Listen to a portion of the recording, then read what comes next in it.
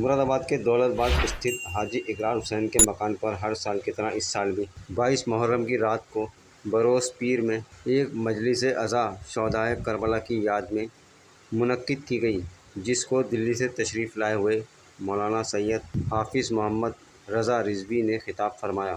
وہیں پر مجلس کے بعد نوا خوانی کے فرائض احسان اصغر اور اون حیدر نے انجام دیے، جس میں کثیر تعداد میں عزادارہ امام حسین علیہ السلام نے شرکت کی۔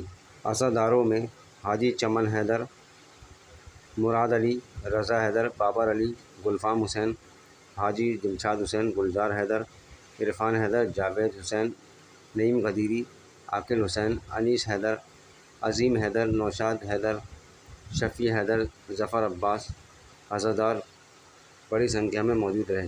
وہیں پر عزاداروں نے ماتم بھی کیا۔ ماتم کے بعد نذر مولا کا بھی اہتمام کیا گیا۔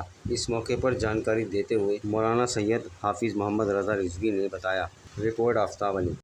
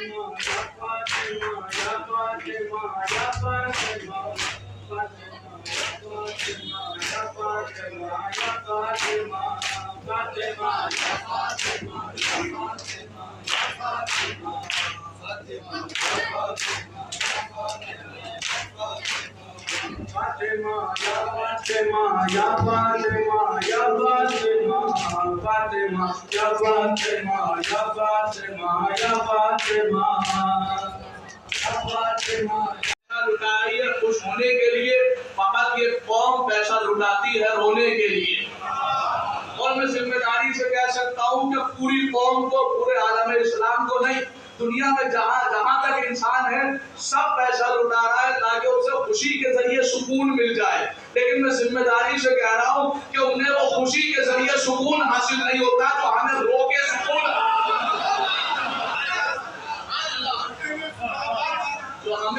سکون حاصل ہو جاتا ہے، رو کے سکون حاصل ہو جاتا ہے۔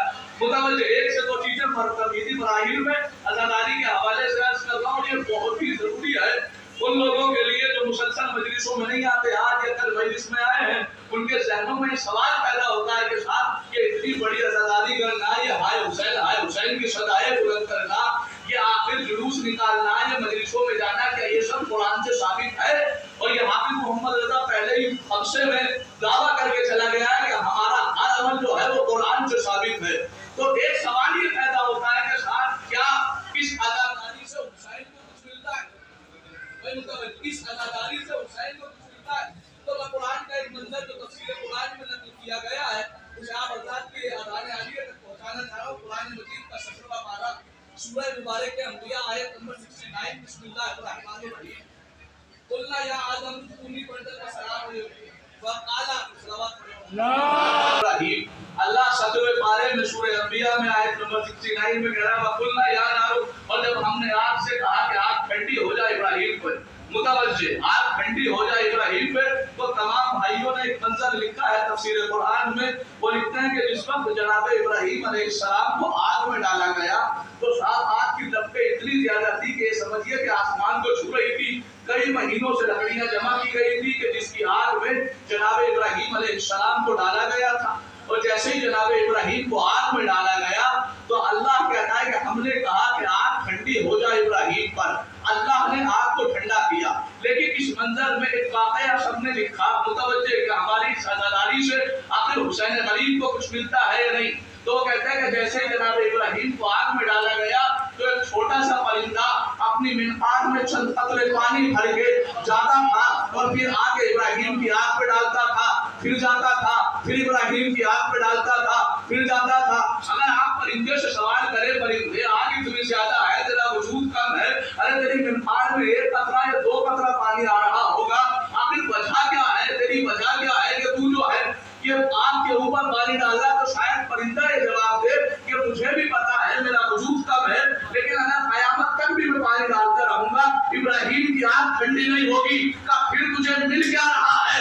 तो शायद ये जवाब देगा यही तो बताना चाहता हूँ कि जिस दिन कयामत के दिन अल्लाह हिसाब करेगा तो मेरा शुमार इब्राहिम वालों में होगा, नमरूद जमाना हम यहाँ। ये मजलिस दौलतबाग मकबरे गली में हाजी इकरार हुसैन साहब के मकान पर हो रही है, जो हर साल मुहर्रम में होती चली आई है। 22 मुहर्रम को हो रही है। मौलाना दिल्ली से आए हुए हैं हाफिज मोहम्मद रज़ा रिजवी साहब। लोगों का यही मकसद है कि करबला के पैगाम को आम करना। इसकी टाइमिंग का हमारे यहाँ तो 2 महीने 8 दिन मजलिसों का सिलसिला रहता ही है। कहाँ कहाँ रहता है? जहाँ शिया हज़रात रहते हैं, नवाबपुरा, दौलतबाग, लावली वलायत, जहाँ भी रहते हैं वहाँ उनके घरों पर प्रोग्राम होता है। ये यहाँ पर हर साल की तरह इस साल भी मजलिस का इनकाद किया गया है और यहाँ पर बाहर से आकर मजलिस करते हैं और वहाँ भी होता है। बाकी हर साल की तरह इस साल भी हर बार यहाँ प्रोग्राम किया जाता है। मजलिस के बाद नजर का भी एहतमाम ये हाजी इकरार हुसैन साहब के मकान पर है और बाकी और भी मजलिस यहाँ पे ऐसी ही लगातार हर साल की तरह इस साल भी हो रही हैं। तो काफ़ी साल से ये प्रोग्राम चलता आ रहा है।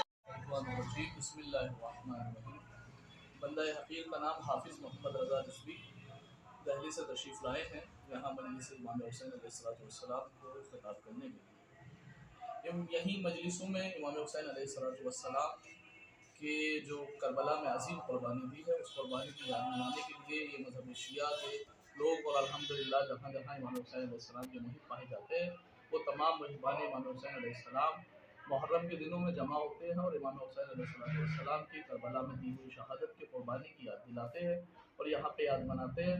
और ये याद दिलाना इनका सिर्फ इमाम हुसैन से मोहब्बत नहीं है बल्कि ये मजलिस बर्पा करना खुद रसूल खुदा सल्लल्लाहु अलैहि वसल्लम से मोहब्बत की निशानी है कि रसूल खुदा हम तुम्हारे उम्मती हैं, हम आपके उम्मती हैं, लिहाजा आपके नवासे की खुशी हमारी खुशी है, आपके नवासे का गम हमारा गम, लिहाजा करने के लिए जमा हुए हैं। आज जो मस्जिद है वो कहाँ पर है, किन किन हजरत के वहाँ? ये मजलिस दौलतबाग मटवाली गली इकरार हुसैन गदीरी के वहाँ पे हो रही है। कितने साल से आप होते चले आ रहे हैं? कितने साल से होते चले आ रहे हैं? तो तकरीबन 10-12 साल से हो रही है मजलिस।